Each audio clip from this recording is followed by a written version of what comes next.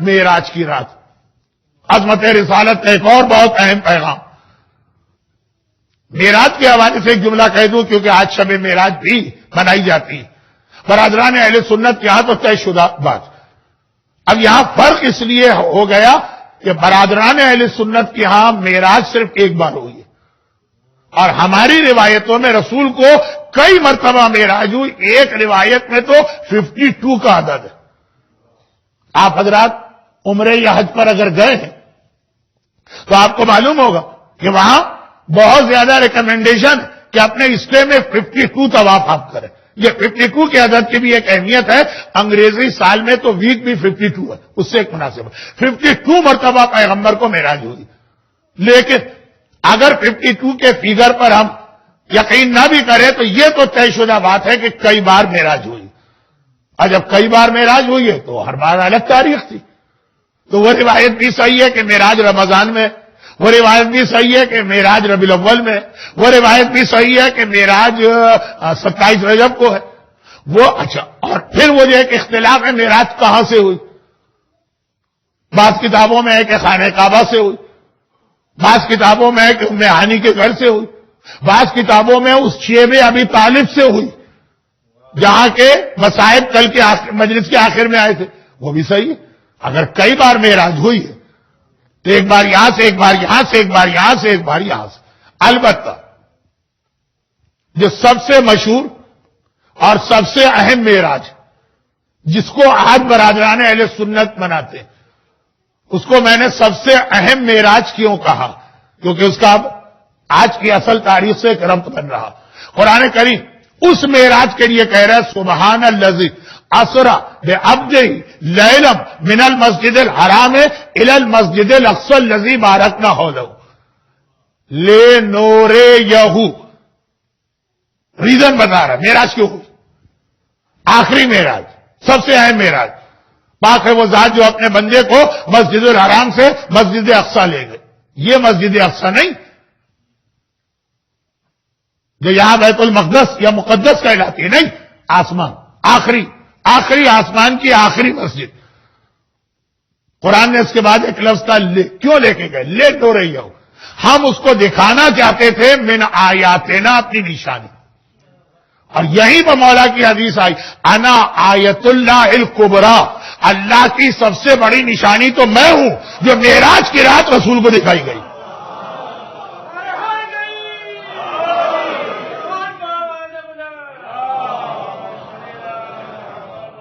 سب سے اہم معراج, غالباً آخری معراج, اور سب سے مشہور معراج جو 27 رجب کی مناسبت بنے, وہ اس لیے ہوئی کہ علی کی ولایت و امامت کا اس معراج میں اعلان کرنا تھا. اور پھر یہ ایک بالکل الگ موضوع ہے جو کل میں نے کہا کہ 150 تقریریں کی معراج کی رات. اللہ کے رسول کو آخری زمانے کی نشانیاں بھی بتائی گئی تھیں کہ جب آخری امام آئے گا تو کیا نشانیاں ہیں, تو بالکل ایک الگ موضوع ہے. لیکن معراج تو کئی ہوئی ہے, مبعث صرف ایک, وہ آج آدم کی خلقت سے پہلے نبی حکم نہیں ہے اپنی نبوت کو بتانے کا. وہ حکم آج رات کو میرا 27 رجب. اور اس سے پہلے کہ میں اپنے اصل موضوع پہ آؤں, ایک ضمنی بات یہ بھی عرض کر دوں کہ بس آج ہی کی رات توہین رسالت کا ایک آرگنائز طریقہ شروع ہوا, ایک آرگنائز پلاننگ کے ساتھ. اور آج ہی کی رات دشمنان اسلام کو ایک ٹول دیا گیا یہ بتانے کے لیے کہ پیغمبر جھوٹے ہیں. اس سے پہلے بھی ایک واقعہ پیش آیا تھا, صرف ایک, آج کی رات. کیوں؟ کیونکہ آج کی رات کے لیے جو مسلمانوں کے پاس روایت ہے وہ یہی تو ہے نا کہ جبرائیل آئے اور کہا پڑھ, تو پیغمبر نے کہا تم ہو کون؟ اتنا ڈر گئے کہ مرنے لگے. اور پڑھوں تو میں کیا پڑھوں؟ جبرائیل نے سینے سے لگا کے ایسا حد کیا کہ پیغمبر کہہ رہے ہیں اظن ان یموت, کہ مجھے لگا کہ میری موت آنے والا ہے آج کی رات. اب جبرائیل نے مجھے اسی غار حرا میں بھی گیا, آپ بھی گئے, اور بھی مومنین گئے, غار حرا پیغمبر, یہ صحیح بخاری کی روایت ہے. صحیح بخاری اسے کہتے ہیں کہ بقول عام مسلمانوں کے الصحیح کتب بعد کتاب الباری, الصحیح بخاری کے کتاب باری کے بعد یہ سب سے صحیح کتاب, قرآن کے بعد کوئی حدیث اس کی غلط نہیں. تو اسی میں تو یہ حدیث ہے کہ دنیا کا پہلا بائی پاس کا آپریشن غار ہرا میں ہوا ہے. سرجن کا نام تھا جبرائیل, پیشنٹ کا نام تھا محمد عربی. اور یہ بائی پاس کا آپریشن کیوں ہوا؟ پیغمبر کا سینہ کاٹا جا رہا اور اس کے بعد پیغمبر کے دل میں ایک کالے رنگ کا دھبا نظر آیا, وہ جبرائیل نے نوچ کے پھینکا اور پھر دوبارہ سینے کو جوڑ دیا. میرا اسکول لائف کا زمانہ تھا 1967. ساؤتھ افریقہ سے اطلاع آئی کہ ڈاکٹر کرسچن برنارڈ نے پہلا ہارٹ ٹرانسپلانٹ کا آپریشن کیا. ہم نے کہا صحیح بخاری میں تو 1400 سال پہلے یہ چیزیں آ گئی. مسلمانوں کی ایک عادت یہ بھی تو ہے نا, کوئی بھی نئی دریافت ہو, کوئی بھی نئی ڈسکوری ہو, کوئی بھی نئی تھیوری ہو, ہماری کتاب میں تو پہلے ہی آ گئی ہے یہ چیز. پیغمبر کا سینہ کاٹا گیا اور دل میں سے ایک کالا دھبا نکال کے پھینکا گیا. اب پیغمبر نے پوچھا جبرائیل یہ کیا ہے؟ کہا آپ کے دل میں شرک تھا, آج آپ کے دل سے وہ شرک نکال کے پھینکا گیا ہے. اور یہ سب ہونے کے بعد بھی جبرائیل سے بات بھی ہو گئی. پہلے تو پہچان ہی نہ پائے کہ یہ ہیں کون. اب پھر جبرائیل نے ایسا گلے سے لگائے کہ پیغمبر مرنے لگے. اب کہا پڑھو تو سمجھ میں نہیں آیا کیا پڑھوں. اب پھر یہ آپریشن ہوا, پھر گھر آئے. اور گھر آنے کے بعد خدیجہ طاہرہ سے کہا کہ مجھے چادر اڑاؤ, مجھے ڈر لگ رہا. زملونی زملونی دسرونی دسرونی, چادر اڑاؤ, جس سے یا ایھا المدثر یا ایھا المزمل بنا. اب وہ لے کے گئی اپنے بھائی فرسٹ کزن ورقہ بن نوفل, وہ ایک عیسائی عالم بہت مشہور, ہم نے تو اسکول کی کتابوں میں یہ واقعہ پڑھا, اور کہا کہ بھئی آپ کو مبارک ہو, آپ تو نبی ہیں. یہ تو وہ فرشتہ ہے جو موسیٰ اور عیسیٰ پہ آیا. اورینٹیلسٹ کرسچن, دشمن اسلام کرسچن, ہر کرسچن کو تھوڑی دشمن اسلام ہے. انہوں نے اپنی کتابوں میں لکھا کہ محمد کہا کہ نبی تھے, تو ایک عیسائی نے ان کو یہ برین واش کیا اور یہ بتایا کہ تم نبی ہو. جو رسول پر ایک اعتراض ہے کہ ان کے پاس رسالت نہیں ہے, عیسائی علماء کی سنی سنائی باتوں کو بیان کرتے ہیں. صرف ایک واقعہ اس سے پہلے رسول جب 12 سال کے تھے اور بصرہ گئے تھے, بصرہ نہیں بصرہ, بصرہ شام کا شہر ہے. شام آج کل دشمنان اہل بیت کا مرکز بنا دیا گیا ہے, اور ارادے بھی ایسے ہیں شام کے حوالے سے. کوئی ہڈن ایجنڈا نہیں ہے کہ زینبیہ کو تباہ کرنا ہے کیونکہ وہ شرک کا مرکز. یہ کھلا کھلا ہے. خدا ان روزوں کی بھی حفاظت کرے اور وہاں رہنے والے صاحبان ایمان کی بھی. بصرہ, وہاں پہ ایک عیسائی پادری نے پیغمبر کو دیکھا اور کہا کہ یہ تو نبی بننے والا. صرف ایک واقعہ ہے. اس کے بعد توہین رسالت کے سارے واقعات آج کی رات سے شروع ہوئے, جو عظمت رسالت کی اہم ترین رات ہے, جو پیغمبر کی شخصیت کی کائنات کے اندر فضیلت کی اہم ترین رات ہے. مسلمانوں نے اسی کو پیغمبر کی توہین کی رات بنا دیا. نہ یہ پتا تھا کہ نبوت کیا ہے, نہ یہ پتا تھا کہ قرآن کیا ہے, نہ یہ معلوم تھا کہ جبرائیل کون ہے. دل شرک سے بھرا ہوا تھا اور ایک عیسائی نے آ کر کہا کہ آپ نبی.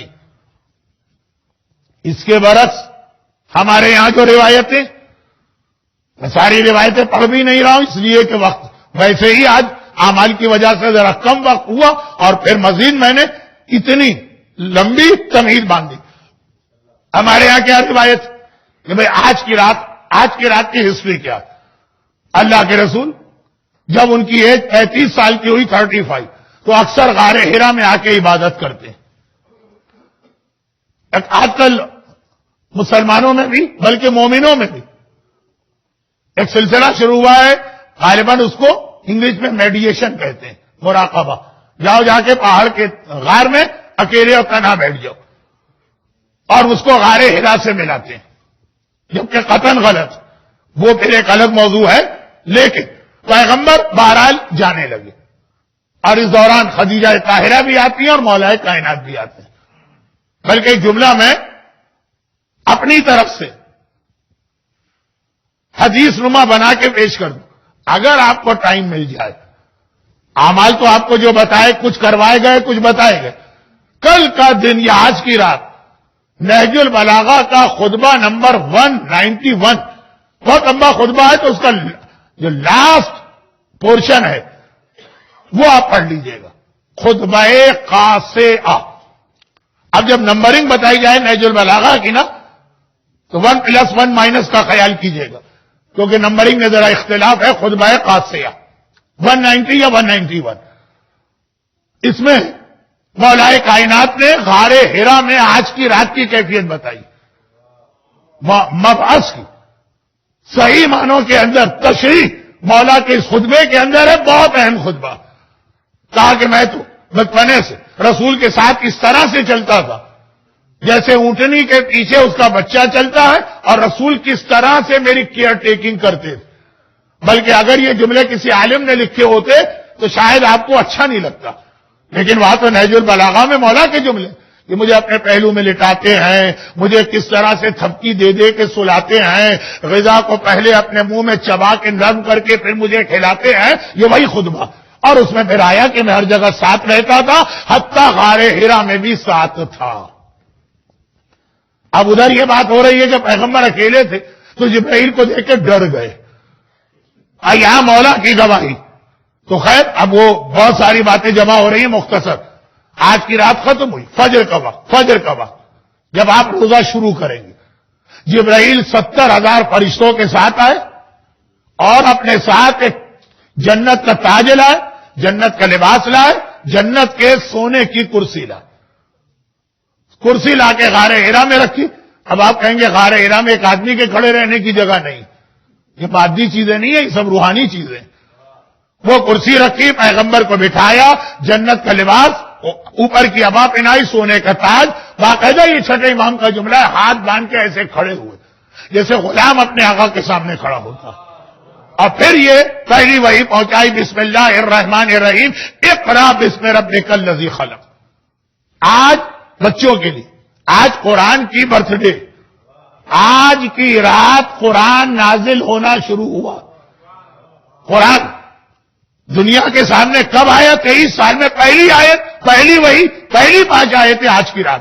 آج فجر کا وقت ہے، قرآن کے نازل ہونے کی سالگرہ. اقرا بسم ربک الذی خلق. اب پیغمبر نے بڑی شان کے ساتھ اس کو دہرایا.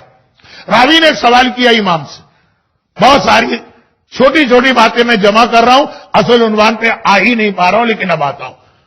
راوی نے کہا کہ مولا، میں نے آپ کے بزرگوں سے یہ بھی سنا ہے، 5ویں امام کی حدیث، کہ اللہ کے رسول ایک بار اونٹ پر سوار ہو کے جا رہے تھے کہ ایک مرتبہ وہ اونٹ اس طرح سے جھکا کہ جیسے کوئی بہت زیادہ وزن لاد دیا جائے نا تو جانور جو ہے وہ سمجھے اس کی ٹانگیں ٹوٹنے لگتی، اور زمین سے جا کے ٹکرا گیا اس کا پیٹ. اب پیغمبر کی بھی عجیب کیفیت، چہرے پہ پسینہ. اور پھر بعد میں کسی نے پوچھا، یا رسول اللہ آپ کی کیا حالت تھی؟ کہا مجھ پر وحی نازل ہو رہی تھی. تو آپ کے بزرگ بتا رہے ہیں کہ جب وحی نازل ہوتی تو پیغمبر اتنے پریشر میں آ جاتے تھے. بہت سارے اور جملے ہیں، میں پڑھ نہیں رہا ہوں وقت بچانے کے لیے. پسینے پسینے ہو جاتے ہیں، جانور کی کمر ٹوٹنے لگتی ہے وحی کی وجہ سے. اور ادھر آپ کہہ رہے ہیں کہ وحی نازل ہوئی تو سونے کی کرسی میں بٹھایا اور تاج پہنایا اور جبرائیل ہاتھ باندھ کے کھڑے ہوئے، اور پیغمبر نے اس طرح سے قرآن کی وحی سن کر تلاوت کی جیسے بادشاہ. تو دونوں میں صحیح کیا؟ ایک جواب دیا اس کا امام نے. میں یہ اور بھی کچھ مومنین نظر آ رہے جو مکہ مدینہ بہت گئے. امام نے کہا اللہ اپنے حبیب پہ 2 طریقے سے وحی بھیجتا تھا. ایک جبرائیل کے ذریعے سے، جب جبرائیل کے ذریعے سے آتی تھی، یہ جملہ ہے امام کا، تو جبرائیل میں بھی ہمت و مجال نہیں تھی کہ پیغمبر کی بارگاہ میں آئیں. پیغمبر نہیں ڈرتے ہیں، جبرائیل ڈر رہے ہیں، اور وہ پیغمبر کے حجرے کے باہر باب جبرائیل پہ کھڑے ہوتے ہیں. یہ امام کی حدیث کا لفظ ہے، باب جبرائیل. پہلے اجازت مانگتے ہیں، پھر غلاموں کی طرح آتے ہیں اور بڑی شان سے پیغمبر وحی کو ریسیو کرتے ہیں. لیکن اللہ کبھی، اور کبھی کا مطلب یہ نہیں ہے کہ 1000 میں ایک، اکثر اپنی وحی حبیب پر براہ راست بھیجتا ہے. جبرائیل کی بھی ضرورت نہیں ہے. اس وقت جو وحی کا وزن ہوتا ہے تو ہمارے جد کی یہ حالت ہو جاتی ہے. سوائے شب معراج کے، وہاں جو اللہ نے وحی نازل کی تو کتنی عظمت پیغمبر کی اس وقت تھی.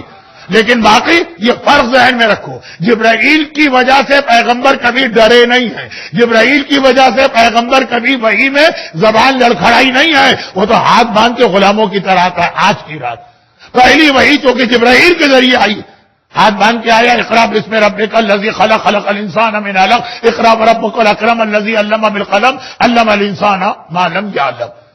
ترجمہ بھی نہیں کر رہا ہوں کیونکہ اصل موضوع پہ آنا. اور اس کے بعد وہی نازل ہو، جبرائیل چلے گئے. اب پیغمبر جس مشن پر 5 سال سے غار ہرا آ رہے تھے پورا ہو گیا. چنانچہ وہاں سے سیدھے حضرت خدیجہ کے گھر کی جانب گئے.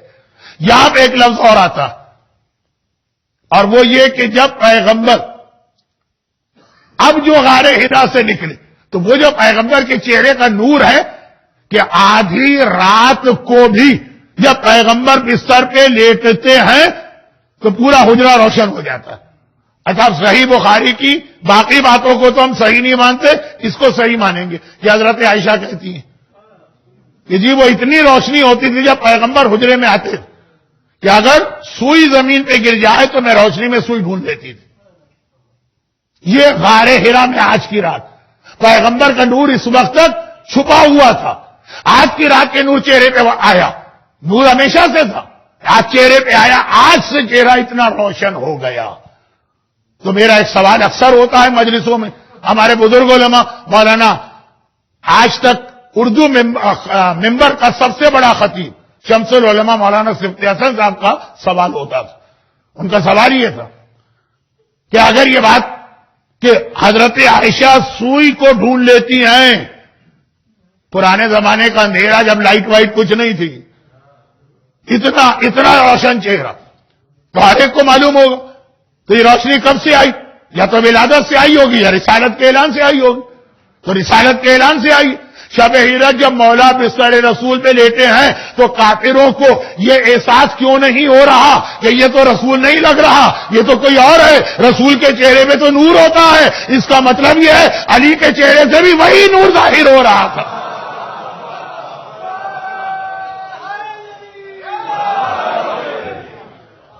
اب اکثر لوگوں کو شکایت ہوتی ہے کہ مولانا آپ کے موضوعات میں مولا کا ذکر کم ہوتا.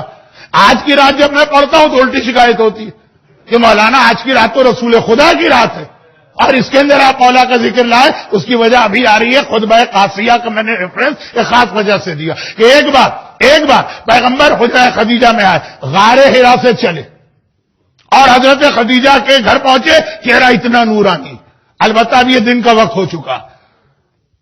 جہاں سے پیغمبر گزر رہے ہیں کہ کل کی صبح کی فضیلت سنیے. جب غار سے نکلے پہاڑ کے ہر پتھر نے کہا السلام علیکہ یا نبی اللہ، ہر درخت نے کہا السلام علیکہ یا رسول اللہ، ہر جانور نے کہا السلام علیکہ یا حبیب اللہ. اور اس طرح پیغمبر جمادات ہو، نباتات ہو، حیوانات کا سلام لیتے ہوئے خانہ خدیجہ میں پہنچے. خدیجہ طاہرہ گھبراتے، یا رسول اللہ آج آپ کا چہرہ اتنا روشن. اب دیکھیں روایتیں کس طرح الٹی کی گئی. حضرت خدیجہ کا احترام ہم سے زیادہ کون جانتا، مگر خدیجہ رسول سے زیادہ افضل تو نہیں ہے. دنیا کہہ رہی ہے رسول گھبرا گئے، خدیجہ نے تسلی دی. امام فرما رہے نہیں، خدیجہ گھبرا گئے. کہا یا رسول اللہ اس وقت آپ کے چہرے کے اوپر اتنی روشنی، اتنا نور. کہا کہ اے خدیجہ وہ وقت آ گیا جس کے لیے اللہ نے مجھے کب سے خلق کیا تھا اور مجھے حکم آ گیا نبوت اور رسالت کا. خدیجہ نے مسکرا کے کہا میں تو پہلے سے جانتی تھی کہ آپ نبی ہیں اور میں انتظار کر رہی تھی کہ آج کا دن کب آتا. ہماری ماں خدیجہ، ہماری ماں قربان ہماری جان کہہ رہی ہے میں انتظار کر رہی تھی آج کا دن کب آتا ہے. اور ایک بار پیغمبر نے کہا کہ اے خدیجہ اب میں کچھ دیر آرام کرنا چاہتا ہوں، چادر لا کے اوڑھاؤ. خدیجہ نے چادر اوڑھائی. مولا قریب آئے. مولا اب یہاں سے دیکھیے علی کا ربط ملا. اور ایک مرتبہ کہا کہ یا رسول اللہ ابھی میں نے کسی کے چیخ کے رونے کی آواز سنی ہے. 27 رجب ہماری سب سے بڑی عیدوں میں سے ایک، اور اس دن کوئی رو رہا. اور رونے والے تو آپ کو تاریخ میں بہت ملیں گے، لیکن آج میں کسی اور رونے والے کی بات کر رہا ہوں. خطبہ قاسیہ میں رونے کا لفظ نہیں ہے، کہا کہ چیخ کی آواز میں نے سنی. اور معصوم کی جو حدیث میں پڑھ رہا ہوں غار حرا سے کہ چیخ چیخ کے رونے کی آواز سنی. پیغمبر نے کہا کہ یا علی خالی تم نے نہیں سنی میں بھی سن رہا ہوں, کیونکہ جو میں دیکھتا ہوں وہی تم دیکھتے ہو, جو میں سنتا ہوں وہی تم سنتے ہو. یہ شیطان ہے جو چیخ چیخ کے اس لیے رو رہا ہے کہ آج جا کے وہ پہلی بار مایوس ہوا. آدم کے وقت سے کہا تھا نا کہ آپ کے ایک ایک خدا سے کہا تیرے ایک ایک بندے کو بہکاؤں گا. آدم آئے, نوح آئے, ابراہیم آئے, اسماعیل آئے, موسیٰ آئے, عیسیٰ آئے. شیطان ہمیشہ بہکانے کے مشن میں رہا تھا. آج وہ مایوس ہوا ہے کہ اب میرا کوئی زور نہیں چلے گا, اب انسانیت کو نجات دینے والا رسول آ گیا. مگر رسول نے ایک جملہ اور کہا جس کی وجہ سے میں نے اعمال میں ایک پوائنٹ آپ کی طرف آپ کی توجہ مبذول کرائی. کہا کہ اے علی شیطان خالی میری رسالت کے اعلان سے مایوس نہیں ہوا ہے. رسالت لے کے تو ابراہیم بھی آئے اور موسیٰ بھی آئے اور عیسیٰ بھی آئے. ان کی رسالت آئی تھی, رسالت کی حفاظت کا انتظام نہیں ہوا تھا تو ابراہیم کی محنتیں ضائع کر دی گئی, موسیٰ کی محنت ضائع کر دی گئی. شیطان آج مایوس ہوا کیونکہ میری رسالت کے ساتھ تمہاری ولایت رسالت کی محافظ بن کے آئی ہے.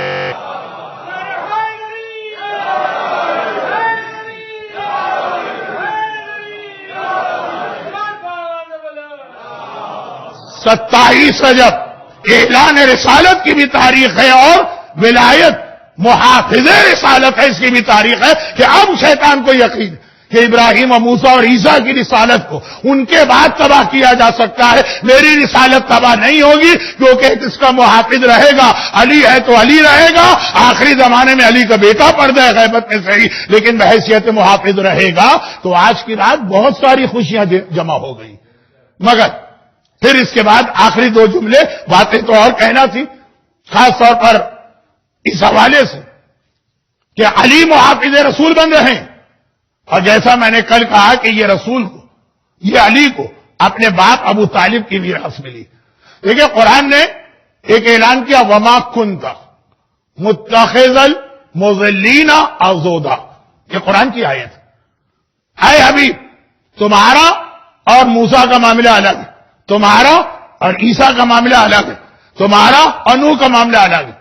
تمہارا مددگار میں کسی گمراہ کو نہیں بناؤں گا. موسیٰ کے لیے آپ کہہ سکتے کہ جی وہ تو فرعون کے محل میں تو وہ بھی پروان چڑھے, وہ موسیٰ. کہا تمہارا مددگار کبھی بھی کوئی گمراہ نہیں ہوگا جو تمہارا مددگار ہے. یہ دلیل اس بات کی ہے کہ وہ ہدایت کے اوپر ہے اور مومن ہے, صاحب ایمان ہے. خود پیغمبر کو یہ شرف اللہ نے دیا. ابو طالب کے ایمان کو قرآن کریم اس آیت کے ذریعے کتنے حسین انداز میں پیش کر رہا. وَتَقَلُّبُكَ فِي السَّاجِدِينَ, یہ بھی قرآن کی آیت ہے. اے حبیب تمہارا نور جو آدم سے یہاں تک آیا صرف سجدہ کرنے والی کی پیشانیوں سے گزرا ہے, کسی بھی کافر و مشرک و بے دین کی پیشانی سے نہیں گزرا. ایک ایک چیز کی مجھے وضاحت کرنا تھی لیکن اب وقت بھی دیکھ رہا ہوں اور جو میرا اصل موضوع ہے. لیکن علی آج ہی 27 رجب کو ہی محافظ رسول بنے. یہ خطبہ قاسیہ کا آخری پورشن دیکھ لیجئے گا, واقعا آپ کو ترجمہ پڑھنے میں بھی ایک مزہ آئے گا. 27 رجب کا منظر آپ کے سامنے آئے گا. مگر پہلی مجلس میں نے اپنا تعارف کرایا تھا کہ میں مولانا اگر مگر اور لیکن, مگر یہیں سے ہماری اور آپ کی ایک ذمہ داری بھی شروع ہوگی. پیغمبر آئے, آج پہلا دن, اتنی بڑی خوشی ملی, نبوت کے اعلان آئے کہ اب اپنی نبوت ڈکلیئر کر سکتے ہو. اب آج تو پیغمبر کو خوشی منانے دو نہیں. جیسے ہی بستر پہ لیٹے چادر اوڑھ کر فوراً قرآن کا سورہ نمبر 74 نازل ہوا, یعنی اس کی شروع کی آیت یا ایھا المدثر, ہے چادر اوڑھنے والے. نبوت کا مطلب یہ نہیں ہے کہ چادر اوڑھ کے آرام کرو, قیام کرو, کھڑے ہو جاؤ, فانذر, اور دنیا والوں کو ڈرانا شروع کرو. کہ خالی میں نہیں ڈراتا ہوں, قرآن کریم پیغمبر کو پہلا جو حکم دے رہا, کھڑے ہو جاؤ, فانذر, لوگوں کو ڈراؤ, اور ربک فکبر, اور اپنے رب کی بڑائی بیان کرو. لیکن یہ ٹرانسلیشن غلط ہے. اپنے رب کو بڑا بناؤ, تو رب تو ہے ہی بڑا, کہا رب کو بڑا بناؤ, یہی ہم بھول گئے. اللہ اکبر کہتے ہیں. اللہ اکبر کا مطلب کیا؟ اللہ کو بڑا سمجھیے. جب اللہ کو بڑا سمجھیں گے کہیں پہ آپ دین خدا کے بارے میں کمپرومائز نہیں کریں گے. ہمارے یہاں کتنے کمپرومائز ہوتے ہیں جی. بیوی نہیں مان رہی, شوہر نہیں مان رہا, دوست نہیں مان رہا, خاندان والے نہیں مان رہے, کمیونٹی والے نہیں مان رہے. ہزاروں حرام تو ہم اسی نام پہ کرتے ہیں. بھائی آپ نمازی پرہیزگار, میرے سرکل میں تو ایسے ہی لوگ آتے ہیں. آپ کے یہاں جو یہ بیٹی کی شادی ہوئی ہے کیا طوفان بدتمیزی تھا؟ کیا کرے مولانا, گھر کی عورتیں نہیں مان رہی, بچے کی برتھ ڈے پارٹی اور بھی بہت ساری چیزیں, کیونکہ اگر مثالیں دوں گا تو آپ کی توہین ہے. آپ سمجھ رہے میری بات؟ کہا لوگوں کو بتاؤ, رب کو بڑا بناؤ, یعنی بتاؤ لوگوں کو کہ اللہ سب سے بڑا ہے. اللہ کے ساتھ کسی اور کو کمپرومائز تو ہو ہی نہیں سکتا. باقی باتیں کل ہوں گی. اب ایک مختصر بات. پہلا دن خوشی کا دن, خالی رسالت نہیں امامت بھی آج کے دن آئی ہے. اور اس دن بھی کہا گیا فوراً اپنی ذمہ داری شروع کرو. عید کا دن خوشی کا دن ہے. غالباً دنیا میں سب سے زیادہ عید کے دن فجر کی نماز قضا ہوتی ہے, اور وہ بھی اتنی بے حیائی کے ساتھ, اتنی بے حیائی کے ساتھ نمازیں فجر کی اور بھی قضا ہو جاتی ہوں گی. پبلک کے سامنے بتایا جاتا ہے عید کی نماز میں لوگ آتے ہیں, آدھا مجمع فجر کی قضا پڑھ رہا ہوتا کہ بھئی وہ سنا ہے کہ پہلے قضا پڑھتے ہیں پھر وہ نماز پڑھی جاتی ہے. عید جو واجب نماز بھی نہیں ہے وہ قضا کر دو, اس میں کوئی حرج نہیں, وہ تو قضا نہیں کریں گے. عید کس دن ہے اس بات کے مراجے کی گردن میں چھری پھیر دیں گے. اولڈ مین سٹنگ ان قم اور نجف اسپوائلڈ اولڈ کریزی مین. یہ جملہ میں نے خود فیس بک پہ کسی بچی کا دیکھا. اسپوائل اور عید. اب فجر کی نماز بھائی مولانا, اب میں پھر آ گیا رضویہ سوسائٹی پر. جو لوگ رضویہ سوسائٹی کو نہیں جانتے ہیں وہ پوچھ رہے کراچی والوں سے, چائے بان ایمان کی بستی تھی, باقی توہین نہیں کر رہا ہوں, وہیں کی گلیوں میں میرا بچپنا گزرا. لیکن 9 ربیع الاول چندہ جمع ہوتا تھا وہاں پر, ڈونیشنز. اچھا ہمارے یہاں اس زمانے میں جب میرا بچپنا تھا $1 کیا $0.5 بھی بہت بڑی بات تھی. یہاں تو میں دیکھ رہا تھا کہ آپ کا یہ اتنا شاندار پروجیکٹ, لیکن ابھی پہلا فیز ہے, مزید باقی ہے. اس دن ڈونیشن کی اپیل ہو رہی تھی, کوئی ٹچ سے مذہبی نہیں ہو رہا تھا, لیکن لوگ یقیناً ہوئے ہوں گے اور چھپ کے مدد کرنا چاہتے ہوں گے. لیکن مجھے یاد ہے کہ جیسے ایک بچہ بھی کتنا پیارا لگ رہا تھا, سویٹس تقسیم کر رہا تھا, یہ چاکلیٹس. اسی طرح کے بچے جن میں بھی شامل تھا, میں بھی کبھی بچہ رہ چکا ہوں تو میں بھی شامل تھا. وہ محرم شروع ہونے سے پہلے ہم گلی گلی گھر گھر جاتے تھے, ڈونیشن چاہیے کیوں, سبیل لگانا. اب محرم کی آخری تاریخیں ہوتی تھی, ڈونیشن چاہیے کیوں, کہا 9 ربیع الاول کو انڈین فلم دکھانا. اس زمانے میں بہت بڑی بات تھی. جو مین روڈ تھی نا جہاں سے پہلی محرم کا جلوس نکلا کرتا تھا, 9 ربیع الاول کو وہیں پہ اسٹریٹ کے اوپر اسکرین لگا کے, اس زمانے میں بہت بڑی بات تھی, بہت بڑی بات. اب کوئی عالم بولا کہ مولانا ایک تو خوشی کا دن آیا, آج تو ہمیں خوشی منانے دیجیے. ہمارے یہاں ہر خوشی کا مطلب ہے شیطان کی اطاعت, دین کی مخالفت. اور آج اتنی بڑی خوشی آئی, پیغمبر سے کہا کچھ دیر بھی آرام نہ کرو, آج تو تمہاری ذمہ داری زیادہ ہے. اور بس آخری بات سن لیجئے, گھر کے یہ آخری بات تھوڑی سی لمبی ہو جائے گی لیکن آخری بات, اور وہ یہ کہ اب قرآن نے پہلے دن 2 وحی آئی ہیں, ایک نہیں, ایک غار ہرا میں آئی فجر کے وقت, اور ایک تھوڑی دیر کے بعد جو فارسی میں کہتے ہیں چاشت کا وقت, جس کے لیے ہمارے پاس 2 خصوصی اعمال ہیں. ایک عاشورے کے اعمال کے لیے ریکمنڈیشن ہے, نہ رات کو ہوں گے, نہ فجر میں ہوں گے, نہ دوپہر کو ہوں گے, چاشت کے وقت. اور ایک دعائے ندبہ کے لیے حکم ہے کہ دعائے ندبہ نہ رات کو پڑھی جائے گی, نہ دن کو پڑھی جائے گی, نہ شام کو پڑھی جائے گی, چاشت کے وقت. یہ مستحبات ہیں, واجبات نہیں ہیں, لیکن ریکمینڈڈ ہے چاشت. اس وقت دوسری وحی آئی. فجر اور چاشت میں کتنا فاصلہ ہے, گھنٹے کا بھی نہیں. کہا کہ دوسری وحی آ گئی کہ اب دین خدا دوسروں تک پہنچاؤ. برحمتك يا أرحم الراحمين وصلى الله على محمد وآله الطاهرين.